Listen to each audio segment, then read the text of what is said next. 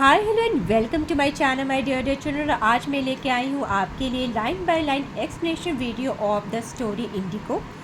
तो इस स्टोरी में आप देखेंगे बहुत ही इंटरेस्टिंग स्टोरी है। ये स्टोरी बात करती है पैरानॉर्मल एक्सपीरियंस के बारे में। एक टाइप ऑफ हॉरर स्टोरी आप कह सकते हैं इसको लिखा है सत्यजीत रे ने। बहुत इंटरेस्टिंग स्टोरी है। इनफैक्ट जितने भी स्टोरीज़ आपकी इस बुक में दी हुई है ना, काफ़ी इंटरेस्टिंग स्टोरीज़ है। तो अगर आप इंटरेस्ट के साथ स्टोरीज़ को पढ़ोगे ना, तो आपके दिमाग में भी चीज़ें बैठेंगी और आप बहुत अच्छे से समझ भी सकते हो और उसी अकॉर्डिंग में आप अपने एग्जामिनेशंस में अच्छा परफॉर्म भी कर पाओगे।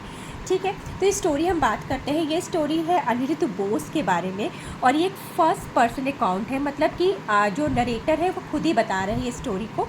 ठीक है, अनिरुद्ध बोस जो है वो खुद ही स्टोरी को नरेट कर रहे हैं और ये अनिरुद्ध बोस जो है मेन कैरेक्टर है और वो अपने एक हॉन्टिंग एक्सपीरियंस के बारे में यहाँ पे शेयर करेंगे। ठीक है, एक ओल्ड बंगलो में उनको एक अनप्लान्ड नाइट बिताना पड़ता है। तो वहाँ उनको कुछ पैरानॉर्मल एक्सपीरियंसेस होते हैं, कुछ चीज़ें वो एक्सपीरियंस करते हैं, कुछ हॉरिफाइड एक्सपीरियंसेस होते हैं। तो ये स्टोरी उसके बारे में है। बहुत ही इंटरेस्टिंग है, बहुत ही कैप्टिवेटिंग है। तो जैसे जैसे आप स्टोरी पढ़ेंगे आपको बहुत ही ज़्यादा अच्छा लगेगा।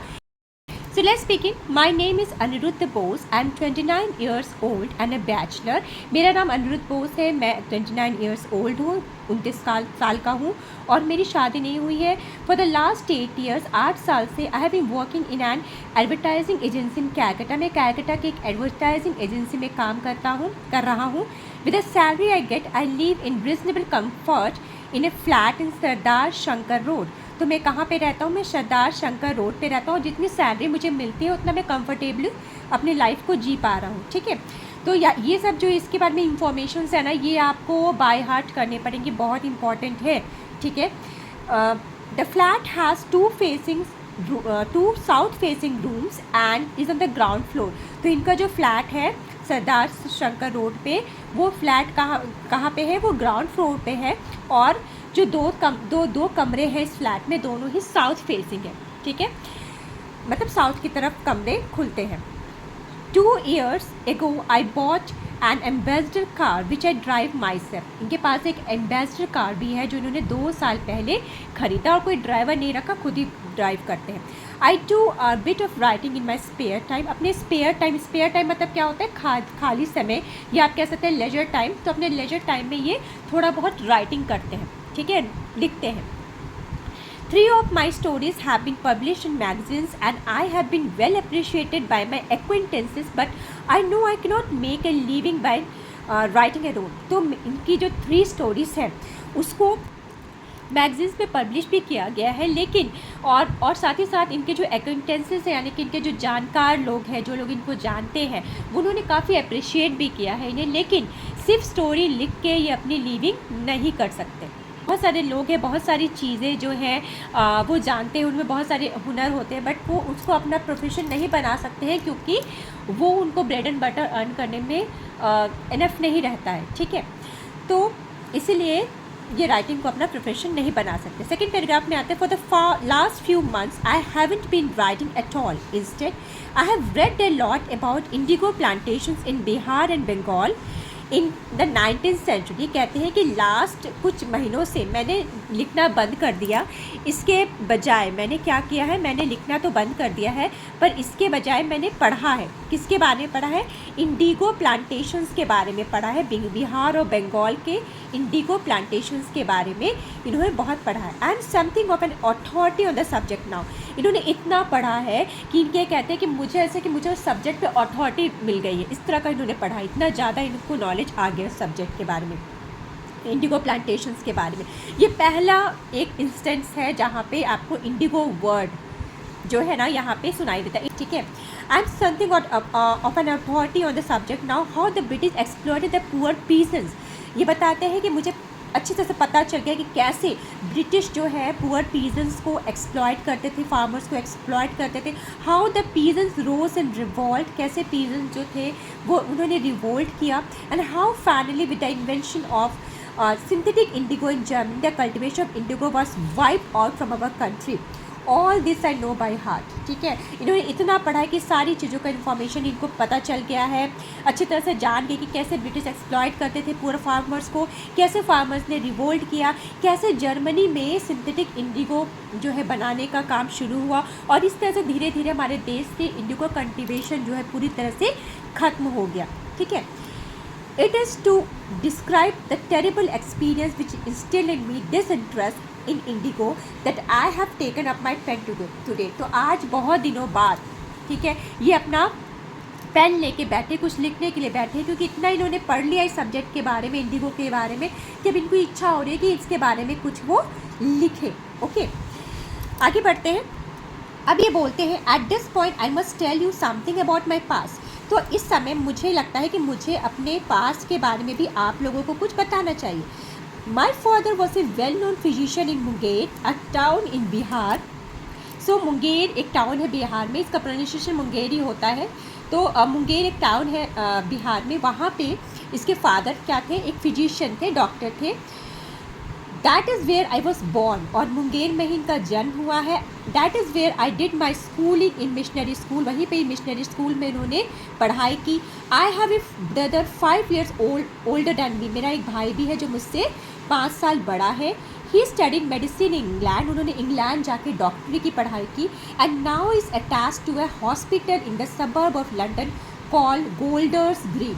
तो गोल्डर्स ग्रीन में वहाँ पे हॉस्पिटल में ये जो है इसके भाई जो है वहाँ पे अब उनको जॉब मिल गई है, वहाँ वो काम करके लंदन में ही वो सेटल हो गए। ठीक है, he has no plans to return to India, और क्योंकि वो सेटल हो गया, उनको अच्छा खासा काम मिल गया है, जॉब मिल गया है, तो वो इंडिया रिटर्न करने के मूड में नहीं है। आगे ये कहते हैं, my father died when I was 16, जब मैं 16 साल का था मेरे फादर की डेथ हो गई।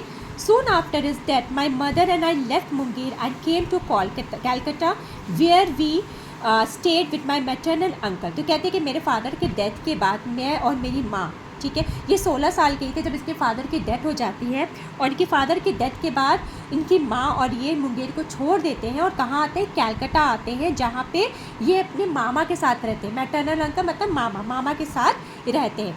आई went to Saint Xavier's College, जो कैलकाटा में रहते हैं उनको तो पता होगा, वहाँ पे सेंट जेवियर्स कॉलेज काफ़ी फेमस कॉलेज है।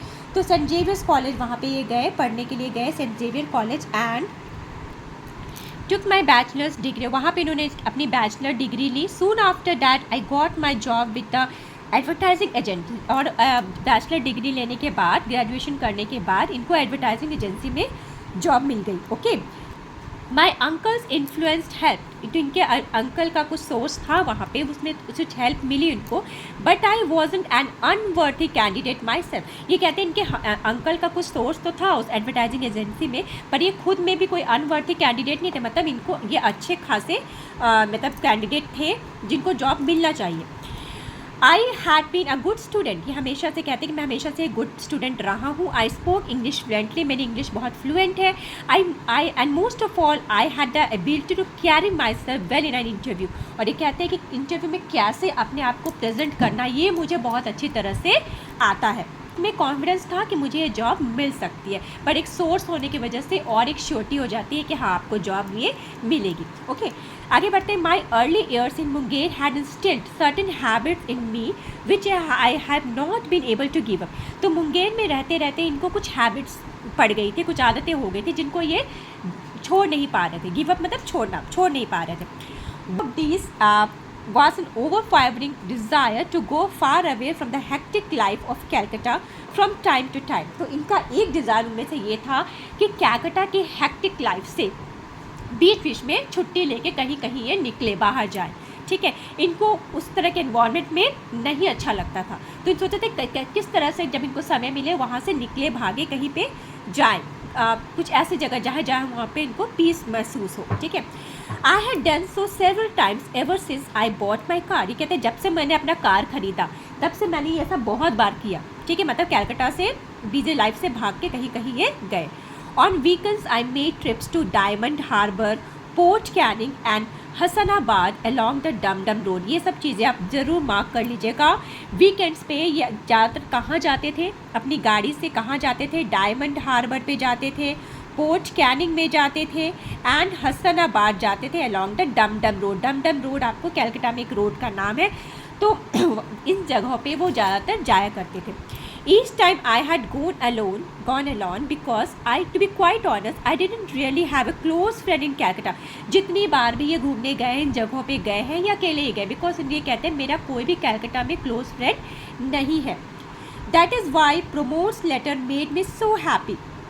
तो Pramod is his childhood friend. तो प्रमोद इनका जो है चाइल्डहुड फ्रेंड कह सकते हैं, क्लासमेट कह सकते हैं। तो प्रमोद जो है, इसलिए प्रमोद का जब लेटर आता है मेरे पास तो मैं बहुत खुश होता हूँ, ठीक है। Pramod had been my classmate in Munger. तो मुंगेर में इन्होंने पढ़ाई करी, मुंगेर में इनका क्लासमेट था Pramod. After I came to away to Calcutta we continue to keep in touch for 3 or 4 years। जब ये कैलकाटा आए तो 3-4 साल तक तो बातचीत होती रही, टच में रहे। Then perhaps it was I who stopped writing. लेकिन ये मैं था जिसने इसको लिखना छोड़ दिया। प्रमोद नहीं कट ऑफ हुआ, मैं ही कट ऑफ हो गया उससे, because of his busy life, right. So what happen suddenly the other day, okay, 4 years. Okay, suddenly the other day when I came back from work, I found a letter from Pramod waiting for me on my desk. जब मैं दूसरे दिन काम से आया, ठीक है, अभी कल की बात है या अभी बात है कि मैं काम से जब लौटता हूँ, मैं देखता हूँ कि प्रमोद का लेटर जो मेरे लिए वेट कर रहा है मेरे डेस्क पे। He had written from Dumka. Dumka एक जगह है झारखंड में। He has written at from Dumka, I have a job in the forest department here. तो यहाँ प्रमोद अपने बारे में इंफॉर्मेशन दे रहे हैं कि मेरा फॉरेस्ट डिपार्टमेंट में जॉब लग गया है। I have my own quarters, मेरे अपने क्वार्टर्स है, जो गवर्नमेंट जॉब होते हैं ना जिनके, उनको अपने क्वार्टर्स मिलते हैं रहने के लिए। Why don't you take a week's leave and come over. तो ये तो हमेशा से यही चाहते थे कि छुट्टी में हो, मैं कहीं ये चले जाए। तो जब प्रमोद का लेटर आता है तो बहुत खुश हो जाते हैं, क्योंकि प्रमोद खुद से बोल रहा है कि मेरा अपना क्वार्टर है, फॉरेस्ट डिपार्टमेंट में मेरा जॉब है, और तो तुम क्यों नहीं एक वीक की छुट्टी लेके आते हो, मुझसे मिलने के लिए आते हो। ओके, आगे बढ़ते हैं। Some leave were due to me, so I spoke to my boss, and on the 27th of April, I shall remember the date as long as I leave. I packed my bags and set off for Dumka. देखो ये भी बहुत important date है, आपको learn करना है, याद रखना है मेमोरी में, 27 अप्रैल। क्योंकि ये जो नरेटर है ये तो नहीं भूलेंगे कभी इस डेट को। ये कह रहे हैं कि मैं तो इस डेट को कभी नहीं भूलूंगा। कभी कभी कुछ इंसिडेंट्स हमारे लाइफ में ऐसा होता है, किसी पार्टिकुलर दिन में कुछ ऐसा घटता है हमारे साथ जिसकी मेमोरी ज़िंदगी भर हमारे साथ होती है, चाहे वो अच्छा इंसिडेंट हो चाहे वो बुरा इंसिडेंट हो, ठीक है ना। तो इसी तरह 27 अप्रैल को कुछ इनके साथ ऐसा होता है कि ये कहते हैं कि ये डेट तो मैं कभी नहीं भूल सकता हूँ, ठीक है। तो इन्होंने अपने बॉस को मनाया, उनसे बात किया, और 27 अप्रैल को ये अपना बैग पैक करके दुमका के लिए निकलते हैं। Okay, Pramod hadn't suggested that I go by car. It was my idea that Dumka was 200 miles away, so it would take about 5 or 6 hours at the most. I decided to have a big breakfast, set off by 10 and reach there before dusk. तो ये कहते हैं कि प्रमोद ने मुझे नहीं बोला था कि तुम कार से आओ, पर मुझे लगा कि यार दुमका तो 200 माइल्स दूर ही है, बहुत ज़्यादा दूर तो है नहीं, तो मैं क्या करूँगा कि मैं एक बिग बैग, और इन्होंने ये भी सोचा कि दुमका 200 माइल से और 5 से 6 घंटे लगेंगे बहुत से बहुत वहाँ पहुँचने में। तो अगर मैं मॉर्निंग में बहुत ही हैवी ब्रेकफास्ट बिग ब्रेकफास्ट मतलब हैवी ब्रेकफास्ट, ज़्यादा अच्छे से पेट भर के नाश्ता कर लेता हूँ, और फिर मैं 10 बजे तक 10 मतलब सेट ऑफ बाई 10 मतलब 10 बजे तक अगर मैं निकलता हूँ यहाँ से, तो 10 मतलब शाम होते होते मैं वहाँ पहुँच जाऊँगा, ठीक है। इवनिंग मतलब रात होने से पहले डस्क टाइम तक मैं पहुँच जाऊँगा वहाँ पे, ठीक है। तो ऐसा ये प्लान करते हैं अपने माइंड में। At least there was the plan, that was the plan. तो एटलीस्ट ये प्लान इनका था, but there was a snag right at the start. Snag क्या होता है? एक रुकावट, ठीक है, जैसे किसी ने टोका टोकी कर दी, रुकावट कर दिया, तो एक स्नैग हो जाता है। शुरुआत में ये कैसा कुछ हो जाता है कि लगता है कि भाई मतलब जैसा ना कभी कभी हम सोचते हैं कुछ करेंगे, दिन भर का हम प्लान बनाते हैं, पर शुरुआत ही कुछ ऐसी होती है कि पूरा दिन फिर जो है वो काम डिले होते जाता है। तो इनके साथ भी कुछ ऐसा ही होता है।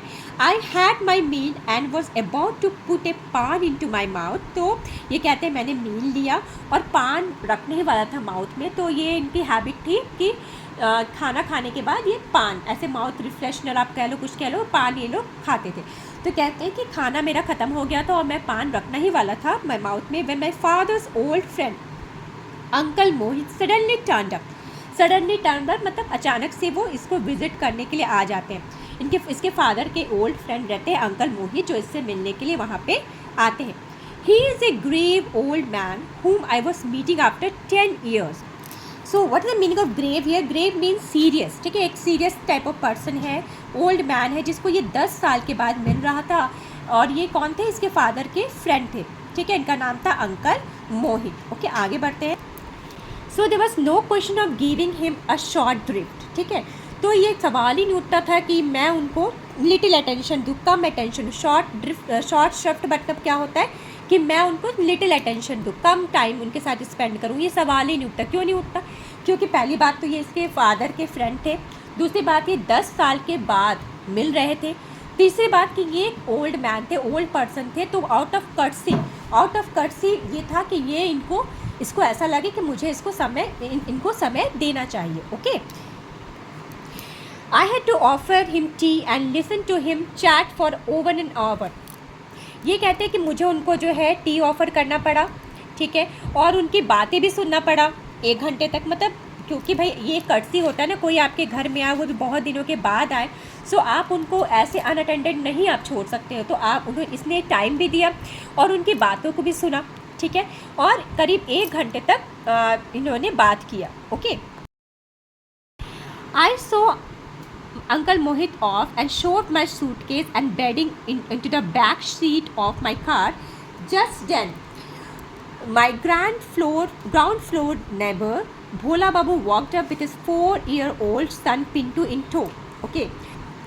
तो ये अब निकलने ही वाले थे, इसने क्या किया?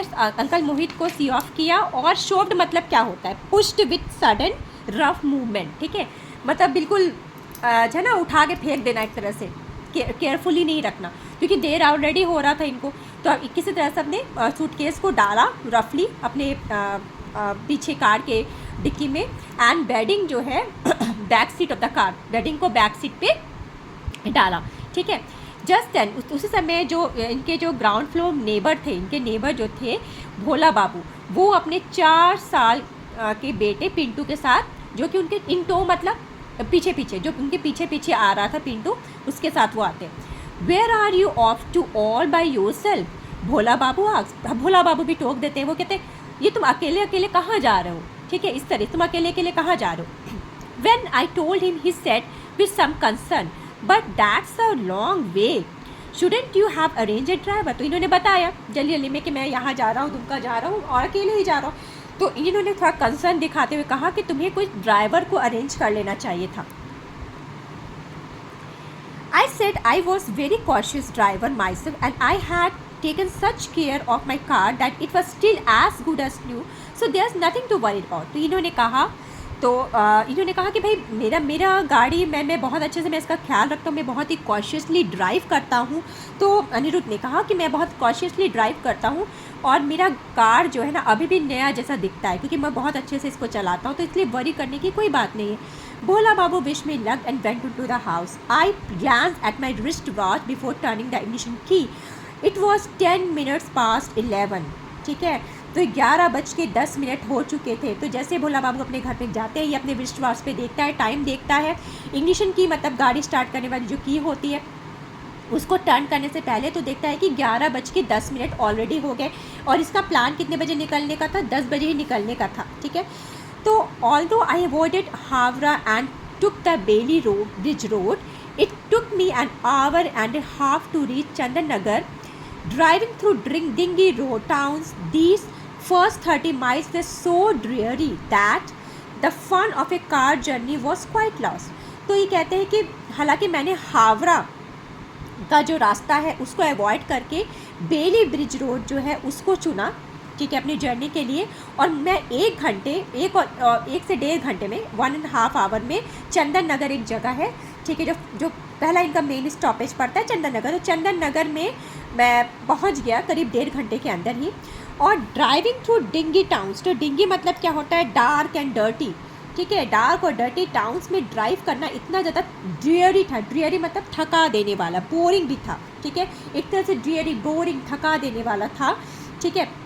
जो फर्स्ट 30 माइल्स जो इन्होंने अभी ट्रैवल किया था काफ़ी बोरिंग था, कि ये जो कार जर्नी का एक मज़ा होता है ना, एक चार्म होता है, ये इन्होंने इन्जॉय नहीं किया। फन जो होता है वो इन्होंने इन्जॉय नहीं किया। बट फ्रॉम देयर ऑन, लेकिन यहाँ से आगे जब ये बढ़े, as the car emerge in to open country the effect was magical. लेकिन जब कार टाउन से निकल के ओपन कंट्री में आता है, पेड़ पौधे के बीच में, नेचुरल सराउंडिंग्स के बीच में आता है, तो जो इफेक्ट होता है वो मैजिकल होता है। ये हम सभी लोग जो एक्सपीरियंस करते हैं ना। तो when in the city did one get to see such a clear blue sky free from chimney smoke and breathe air so pure and so redolent of the smell of the earth। तो ये कहते हैं कि ये जो city, जो लोग cities में रहते हैं उनको पता है अच्छी तरह से कि ये सिटीज़ में जो होता है नहीं, इस तरह की चीज़ें कहाँ देखने को मिलती है। ये ओपन स्काई, ठीक है, और ब्लू ओपन स्काई जहाँ पे चिमनी का कोई स्मोक नहीं है और जहाँ पे खुली हवा है, पॉल्यूशन फ्री हवा है, and so redolent of smell. Redolent मतलब क्या होता है कि redolent mean something that smell so strongly, ठीक है। किसका रेडुलेंट स्मेल आ रहा है? अर्थ का रेडुलेंट, जो मिट्टी की जो सौंधी खोंधी खुशबू आती है ना, उससे बहुत अच्छा एक फीलिंग मन में आता है, ठीक है। उससे बहुत अच्छा एक अपने आप में बहुत अच्छा एहसास होता है, ठीक है। तो ये सारी चीज़ें एक्सपीरियंस ये कब करते हैं? जब वो 30 माइल्स जो रास्ता ड्रेयरी वाला, बोरिंग वाला रास्ता कवर करके ये कहाँ पे आते हैं? ये इंटर करते हैं कंट्री साइड में, ये ओपन कंट्री में आते हैं, मतलब नेचुरल सराउंडिंग्स के बीच में आते हैं, तो इनको काफ़ी अच्छा फील होता है। ओके, आगे बढ़ते हैं। At about 12:30 as I was nearing Burdwan, तो पहला सिटी का क्या नाम लिखा है इन्होंने? चंदन नगर, ठीक है।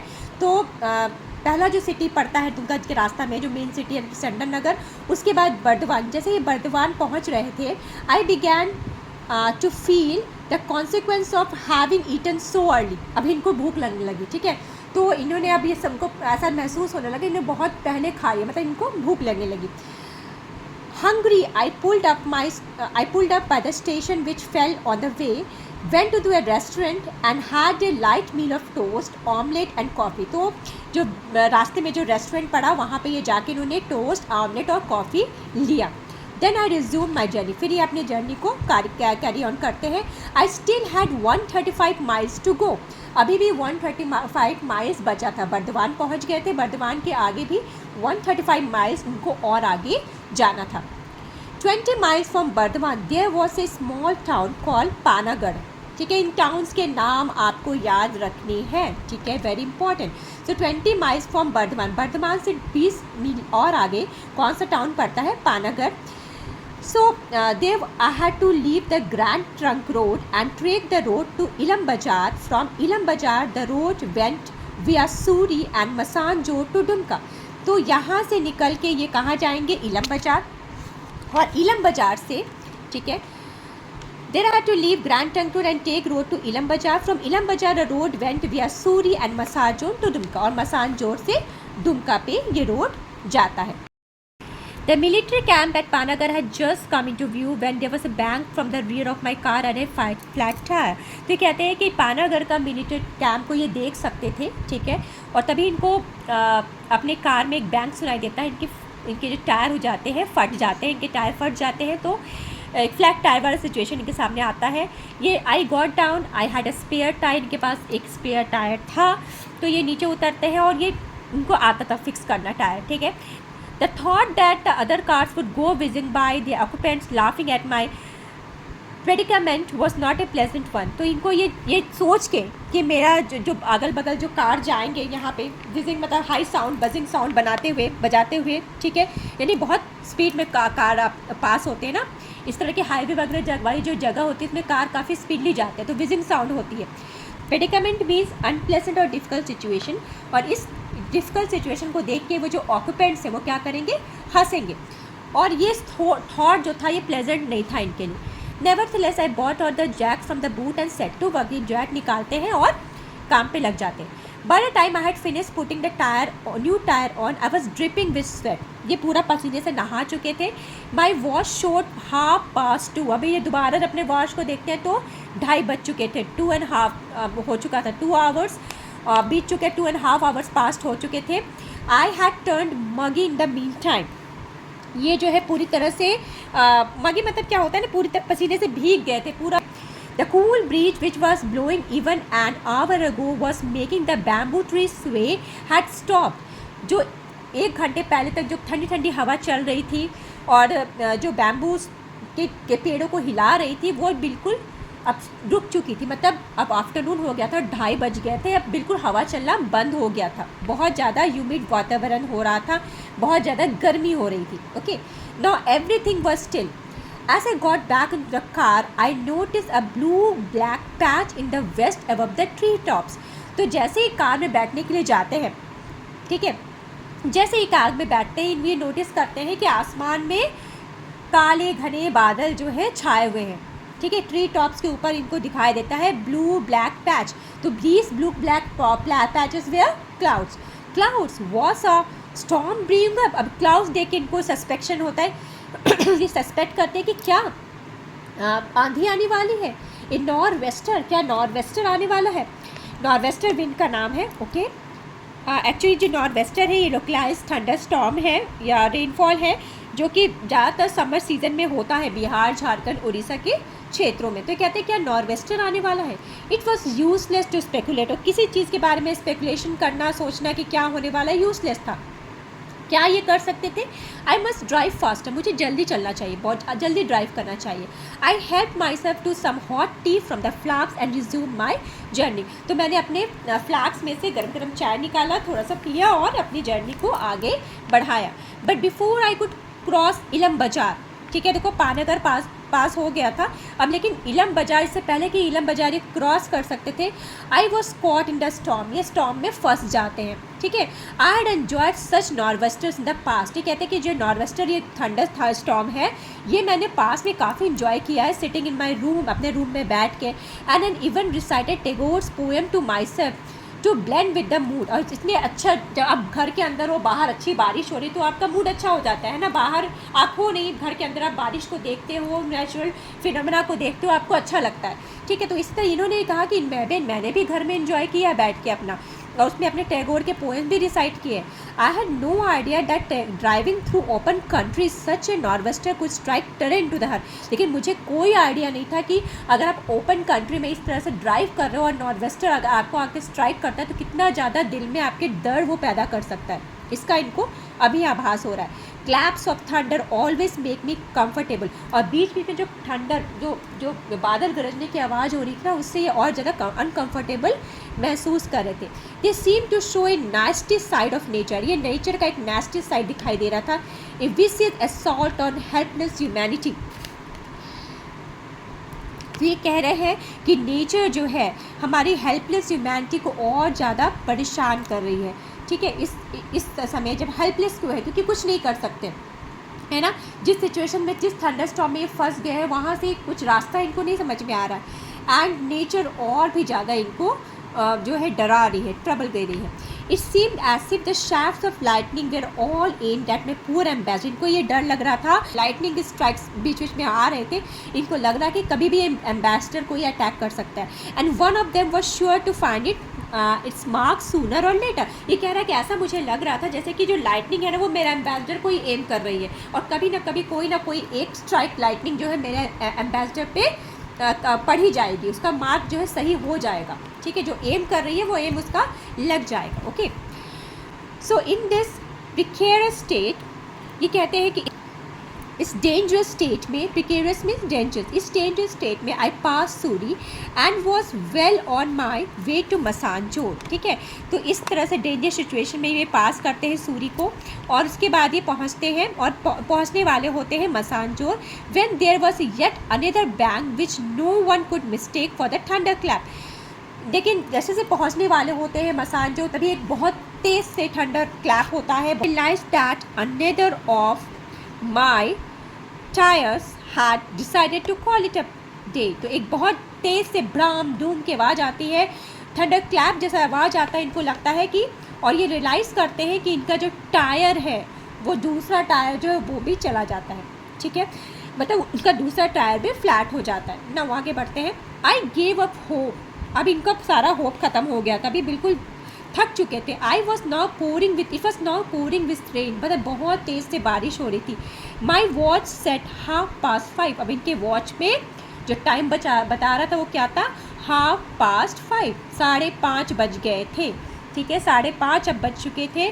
For the last 20 miles I had to keep the speedometer down to 15। इतनी तेज़ बारिश हो रही थी कि ये अपने स्पीड भी नहीं बढ़ा सकते थे। तो 20 माइल्स तक, ठीक है, 20 माइल से जो है 20 माइल तक जो है इन्होंने अपना स्पीड कितना रखा, 15 के स्पीड पे गाड़ी चलाते रहे। और I would have been well past Massanjore by now. तो ये पास्ट 20 माइल से ये 15 की स्पीड पे अपनी गाड़ी को चला रहे थे, नहीं तो अब तक क्या है ये मसानजोर को पास कर गए होते। वेयर वॉज आई, अब अहेड नथिंग वॉज विजिबल। अब इनको समझ में नहीं आया था मैं कहाँ पे हूँ, किस जगह पे हूँ, क्योंकि कुछ भी ऊपर में दिखाई नहीं दे रहा था। Through the rain swept windscreen, windscreen से मतलब बाहर कुछ दिखाई नहीं दे रहा था, बहुत ज़्यादा बारिश हो रही। The wiper was on but its efforts were more frolicsome than effective. मतलब वाइपर तो ऑन था लेकिन ऐसा लग रहा था उसका जो कोशिश ही कर रहा है वो काम नहीं कर पा रहा है, ठीक है। फ्रॉलिक्सम मतलब एक्टिंग प्लेफुली, मतलब वो जैसे लग रहा था कि रेन उसको खिला रहा है ना, और वो कुछ काम नहीं कर पा रहा था, इफेक्टिव नहीं था। It being April the sun should still be up but it seemed more like late evening. अप्रैल का समय था और सन अभी तक में रहना ही चाहिए आसमान में जो टाइम हो रहा था। अप्रैल में देखो 6:30 के बाद से ही थोड़ा बहुत जो है ना इवनिंग शुरू होता है, ठीक है। मतलब सन जो है सेट करने का टाइम आफ्टर 6:30 वो शुरू होता है। तो 5 साढ़े 5 बजे का टाइम हो रहा था उस समय, अप्रैल के समय में अभी भी सूरज आसमान में होना चाहिए था, लेकिन अब ऐसा लग रहा था जैसे कि बहुत ज़्यादा शाम हो गई है। I open the door on my right slightly and looked out. अपने राइट साइड में उन्होंने थोड़ा सा डोर खोला और देखा बाहर। What I saw didn't suggest the presence of a town, though I could make out a couple of buildings through the trees. इन्होंने बाहर देखा, इनको समझ में नहीं आया कि क्या कौन सी जगह है, कोई टाउन जैसा तो इनको लग नहीं रहा था, लेकिन इनको 1-2 बिल्डिंग दिख रही थी पेड़ों के थ्रू, ठीक है। There was no question of getting out of car and exploring. But one thing was clear enough, there was no shops along the road as far as the eye could see. तो इनको ये idea सही नहीं लगा कि मैं car से नीचे उतरूँ और एक्सप्लोर करूँ, ढूंढूँ कि यहाँ कोई जगह है कि नहीं थोड़ा देर ठहरने के लिए। ये यूज़लेस लगा इनको। लेकिन एक चीज़ क्लियर थी कि वहाँ कोई शॉप्स नहीं था, आसपास कोई शॉप्स नहीं था, क्योंकि इनको दूर दूर तक कोई शॉप दिखाई नहीं दे रहे थे। ऐसा है नो मोर स्पेयर टाइम, इनके पास कोई भी स्पेयर टायर नहीं था। इनका जो है दूसरा टायर भी बूम कर गया था, बहुत तेज़ से फट गया था आवाज़ के साथ, तो अब इनके पास दूसरा टायर भी नहीं था। After waiting in the car for a quarter of an hour, it struck me that no other vehicle had passed by in all this time. उसके बाद about quarter of an hour इन्होंने wait किया, लेकिन इनको कोई भी गाड़ी पास होती हुई दिखाई नहीं दी, ठीक है। Was I on the right road? अब इनको शंका होने लगी कि was becoming suspicious कि क्या ये इन्होंने सही रास्ता यूज़ किया है। There had been no mistake up to Suri, but suppose I had taken a wrong turn after that, that was not impossible in the blinding rain.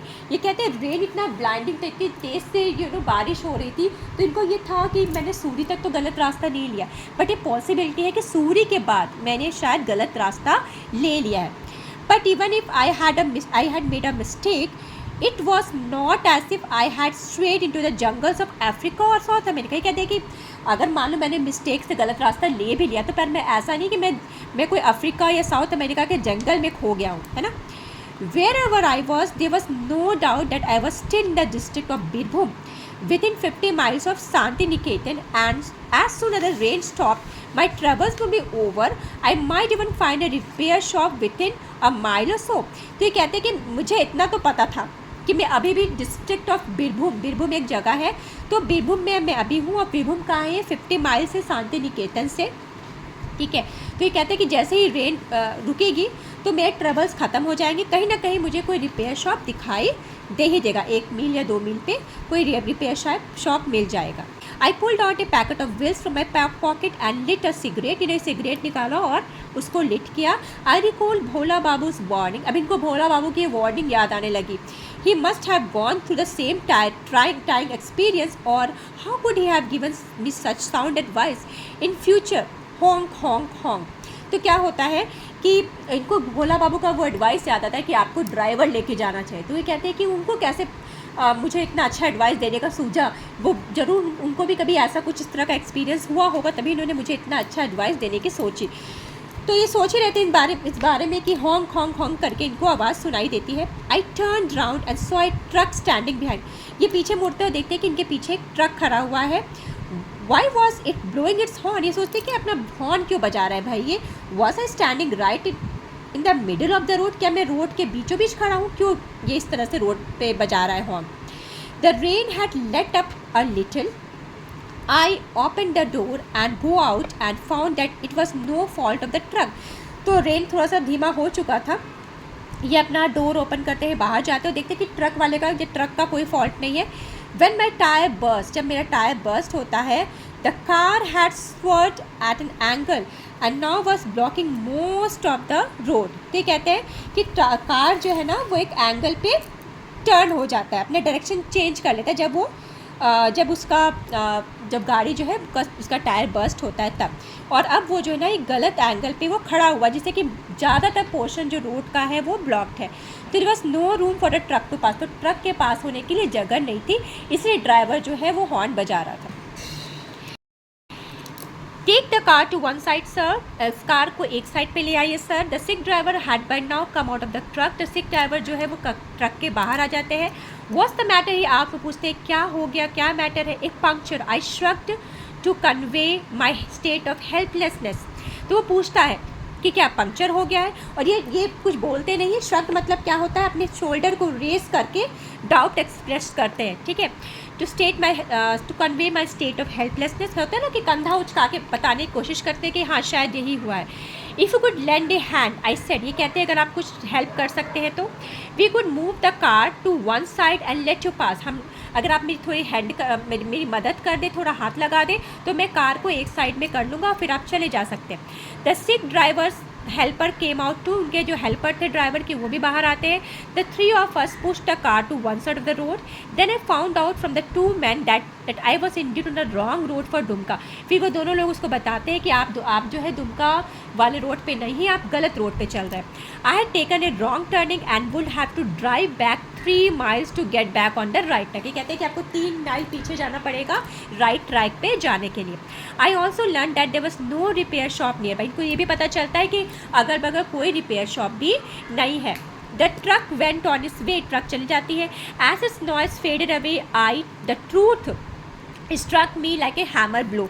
अब ये ट्रूथ की, कौन सा ट्रूथ इनको हैमर ब्लो की तरह लगता है, कौन सा ट्रूथ कि अब ये जो है रॉन्ग रास्ते पे चल गए और 3 माइल पीछे जाना पड़ेगा सही रास्ता पकड़ने के लिए।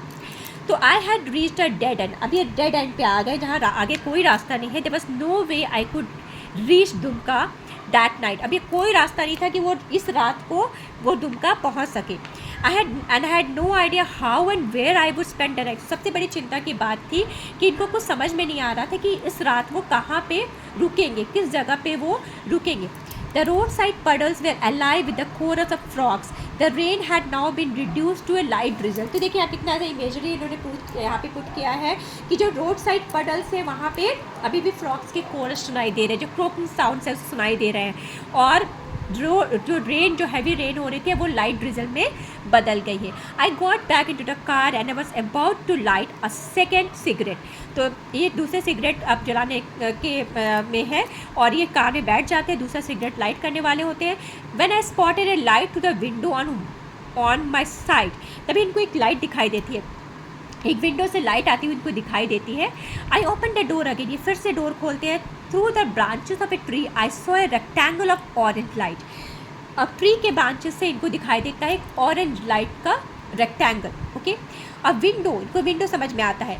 Just as smoke meet the presence of fire, ये कहते हैं जैसे कि कहीं भी स्मोक आ रहा है तो आपको समझ में आ जाए कहीं ना कहीं तो आग लगी है, तभी वो स्मोक दिखाई दे रहा है। एक kerosene lamp mean the presence of a human being, उसी तरह एक कैरोसिन लैम्प का जल रहा है, इसका मतलब है कि कोई ह्यूमन है, वरना वो लैम्प अपने आप तो जल नहीं सकता है। तो there was a house nearby and there were occupants in its, तो ये इसका मतलब वहाँ पे कोई घर है और वहाँ पे कोई ऑक्यूपेंट्स है, उसके अंदर कोई रहने वाले लोग भी मौजूद हैं। I got out of the car with my torch, ये टॉर्च लेके कार के बाहर निकलते हैं। The windows wasn't too far away, और विंडो जो जहाँ से लाइट आ रही थी वो बहुत दूर नहीं था। I had to go and investigate, ये कहते मुझे जाके देखना पड़ेगा। There was a narrow footpath branching off from the main road which seemed to go in the direction of the house with a window, एक फुटपाथ था जो उस विंडो के डायरेक्शन पे ही जा रहा था, ठीक है, जहाँ पे वो विंडो था, जहाँ पे वो हाउस था, उसी की डायरेक्शन पे जा रहा था, एक बहुत ही पतला सा फुटपाथ। और ये सोचते हैं कि मैं भी इसी पे चलता हूँ। I lock the car and set off. तो कार का तो पहिया बस्ट हो चुका था, तो कार तो लेके जा नहीं सकते थे, वैसे भी नैरो रास्ता था। कार को इन्होंने वहीं पे लॉक किया और आगे बढ़ते हैं। I made my way avoiding puddles as far as possible. सब जगह जो है गड्ढों में पानी था, तो ये पडल्स को अवॉइड करते करते, जितना सब हो सकता था अवॉइड करते करते उस रास्ते पे चलते हैं।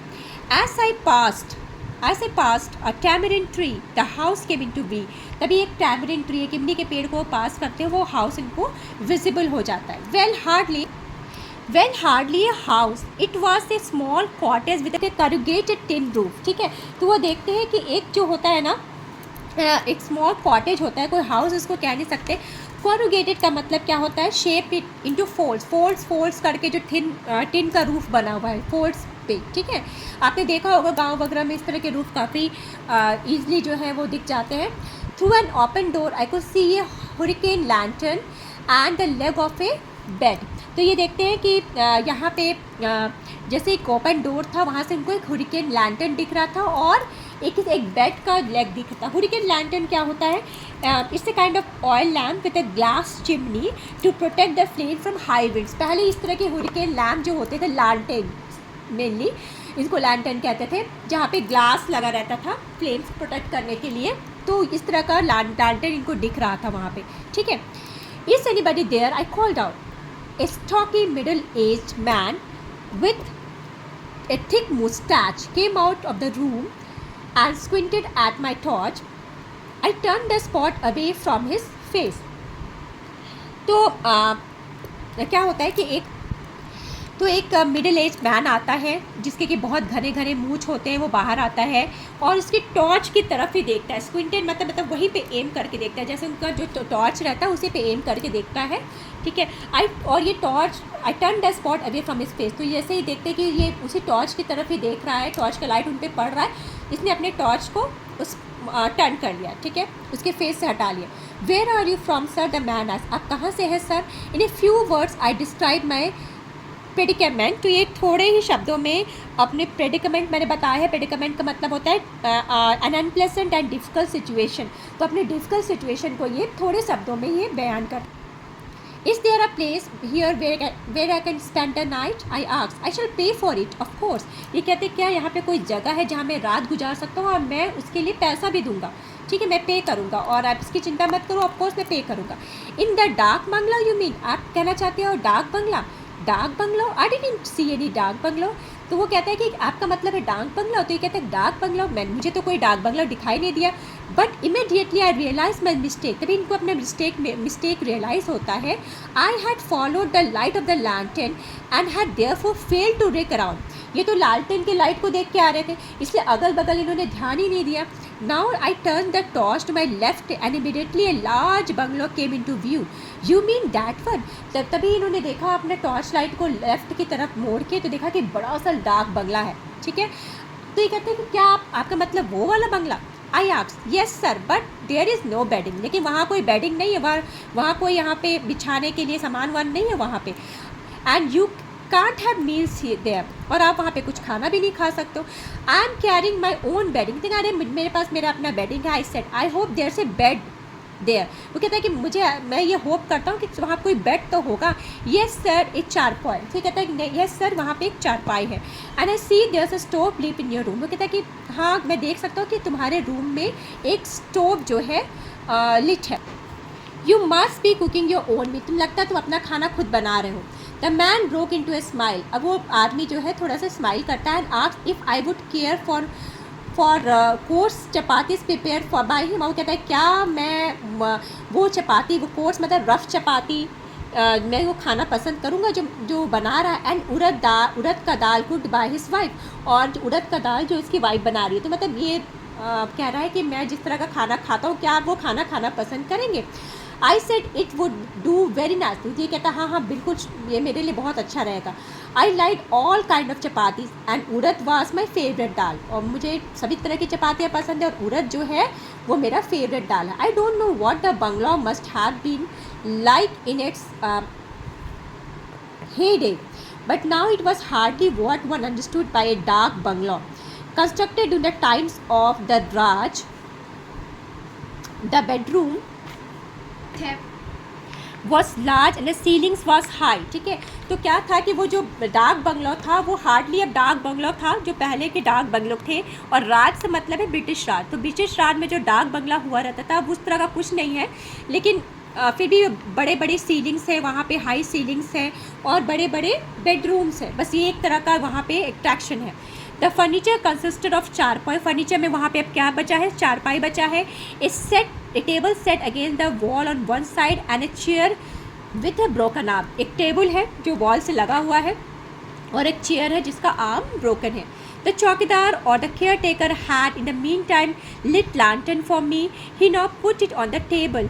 What is your name, I asked. तो जो चौकीदार है उसने लालटेन जला लिया था इसके लिए, और वो पूछता है कि और ये पूछते हैं चौकीदार से कि तुम्हारा नाम क्या है। Sukhan Ram sir, has anybody ever lived in this bungalow or am I the first one. कहते हैं कि क्या मैं ये पहला आदमी हूँ जो इस बंगलो में रह रहा हूँ, या मुझसे पहले भी कुछ लोग यहाँ पे रहे हैं। Oh no sir, others have come too. There was a gentleman who stayed here for 2 nights last winter. कहते नहीं सर, यहाँ पहले भी कुछ लोग रह चुके हैं, और यहाँ पे एक जेंटलमैन था जो यहाँ पे रुका था, 2 रातों के लिए रुका था लास्ट विंटर को। I hope there no ghost here. तो कहते हैं मैं ऐसा होप करता हूँ कि यहाँ कोई भूत नहीं रहता। I said in A जोकलर tone, ये मतलब थोड़ा जोकिंग टोन में कहते हैं, ह्यूमरस टोन में कहते हैं कि आई होप कि मुझे यहाँ पे कोई भूत नहीं मिलेगा। एक्चुअली डार्क बंगलो का कंसेप्ट होता है ना ये मूवीज़ में, और जो इस तरह की सीरीज़ होते हैं, हॉरर सीरीज़ होते हैं, उसमें ये डार्क बंगला का कंसेप्ट बहुत ज़्यादा हो कि बल्कि पुराना डार्क बंगला तो मतलब वहाँ भूत होगा। तो इन्होंने भी जोकिंगली पूछ लिया कि वहाँ कोई गोस्ट तो नहीं है ना। God forbid, he said, no one has ever complained of ghost. मैंने कि नहीं अभी तक तो किसी ने कंप्लेंट नहीं किया इसके बारे में। I must say I found his word reassuring. तो इनको काफ़ी रियश्योर हुआ, थोड़ा सा इनको भी डर था इस बारे में, इन्होंने अपना कंफर्म कर लिया जोकिंगली, और इनको रियश्योर हुआ कि हाँ अभी तक किसी ने ऐसा कंप्लेंट नहीं किया। If a place is spooky and an old dark bungalow have a reputation of being so, it will be so at all times. When was this bungalow built, I asked। तो कहते हैं कि अगर कोई जो place है जो इतने समय से खाली पड़ा हुआ और डार्क बंगला जिसका कि ऐसा रेपुटेशन ही होता है, भूतिया रेपुटेशन होता है, तो एक्चुअली रिएश्योरेंस होना तो ज़रूरी रहता है ना। अब ये पूछते हैं कि ये बंगला कब बना था। सुखन began to unroll my bedding and said, सुखन उनकी बेडिंग को अनरोल करते हुए बोलता है, दिस यूज टू बी ए साहिब से बंगला। सर ये एक साहिब का बंगला होता है। Sahib yes sir, an indigo planter. ये कौन थे, एक इंडिगो प्लांटर का बंगला था। ठीक है, there used to be an indigo factory close by, और इसके पास में एक इंडिगो फैक्ट्री हुआ करती थी। Now only the chimney standing, और अब उस फैक्ट्री की जगह पे सिर्फ चिमनी खड़ी हुई है। I knew indigo was cultivated in these parts at one time, मुझे पता है कि इंडिगो यहाँ पे कल्टिवेट होता था एक समय में।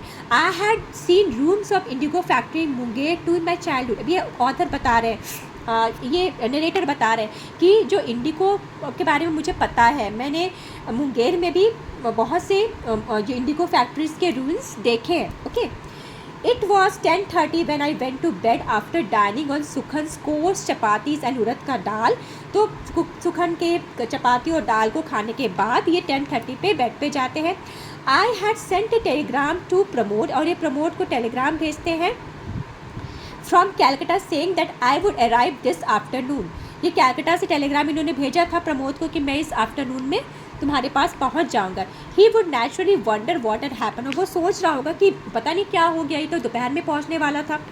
But it was useless to think of it that now, पर ये यूजलेस था सोचना उस समय की, जिस समय की ये स्टोरी जब लिखी गई थी, जब बात हुई तो उसमें ना तो कोई इस तरह का मोबाइल वाला सिस्टम था, ना उस तरह का बहुत ज़्यादा एडवांस टेलीफोन वाला सिस्टम था। ओके, तो all I could do now was congratulate myself on having found a shelter and that too without much trouble. तो कहते हैं कि अब मैं जो कर सकता हूँ बस यही है कि मैं अपने आप को धन्यवाद दे सकता हूँ, कंग्रेचुलेट कर सकता हूँ कि भाई अच्छा है, कम से कम मुझे आज रात में कहीं रुकने का शेल्टर तो मिल गया, और वो भी ज़्यादा बिना ट्रैवल के, बिना बहुत ज़्यादा परेशानी के। In future I would do as Bhola Babu advice, अब फ्यूचर में मैं ऐसा ही करूँगा जैसा भोला बाबू ने एडवाइस किया था, कभी भी अकेले ड्राइव नहीं करूँगा, ड्राइवर लेके ड्राइव करूँगा। I had learned a lesson, मुझे एक सीख मिल गई है, and lessons learned the hard way are not forgotten easily. अगर कोई लेसन आप तब सीखते हो जब आप मुसीबत में होते हो या बुरे समय में होते हो, तो वो लेसन तो कभी आप ज़िंदगी भर भूल नहीं पाते हो, है ना। I put the lantern in the adjoining bathroom, the little light that perceived through the door which I had slightly ajar was enough. ठीक है, तो बाथरूम में इन्होंने क्या किया था कि लालटेन तो टांग दिया था और उसका डोर थोड़ा सा ओपन रखा था ताकि हल्की हल्की लाइट इनके रूम में आए, वो उतना लाइट इनके लिए काफ़ी था. यूजली अजार मतलब क्या होता है, स्लाइटली ओपन, अजार मीन्स ओपन. तो जो स्लाइटली ओपन रखा था डोर बाथरूम का, उससे हल्की हल्की लाइट इनके अंदर आ रही थी. Usually I find it difficult to sleep with an light on. ये इनकी हैबिट नहीं थी लाइट जला के सोने का. And yet I did not extinguish the light even though what I badly needed now was sleep. लेकिन फिर भी इन्होंने लाइट को बंद नहीं किया, लेकिन जो इनको चाहिए था उस समय, जो बहुत ज़्यादा इनको ज़रूरत जिस चीज़ की थी वो थी नींद की. I was worried about my car which I had left standing on the road, but it was certainly safer to do so in a village than in a city. अब ये बहुत ज़्यादा इनको वरी हो रहा था उनके कार के बारे में जो इन्होंने रोड पे छोड़ रखा था, लेकिन ये कहते हैं कि गांव के एरिया में फिर भी ये सेफ़र है एक सिटी के बनस्पत. ठीक है, तो ये फिर तो आज का सेशन हम यहीं पे फिनिश करते हैं, एंड करते हैं. आगे का जो स्टोरी है, आगे की जो स्टोरी है वो हम नेक्स्ट सेशन में हम पूरा करेंगे, पार्ट 2 में पूरा करेंगे, ताकि बहुत ज़्यादा आपके लिए बोरिंग या बोर्डम ना हो स्टोरी. आई होप कि आपको स्टोरी समझ में आ गई होगी अच्छी तरीके से, और आगे भी बहुत इंटरेस्टिंग, इनफैक्ट जो सेकंड पार्ट है that is going to be more interesting, तो उसको ज़रूर देखिएगा. लिंक जो है आपको डिस्क्रिप्शन बॉक्स में मिल जाएगा. एंड येट अभी तक जिन लोगों ने मेरे चैनल को सब्सक्राइब नहीं किया, I request you to please subscribe my channel and please press the like button. This all motivate me so much, children, and thank you for watching, and share with your friends also, so that they also get benefit. Okay, so thank you for watching. Bye bye, children. See you in the part 2 of this story. Bye bye.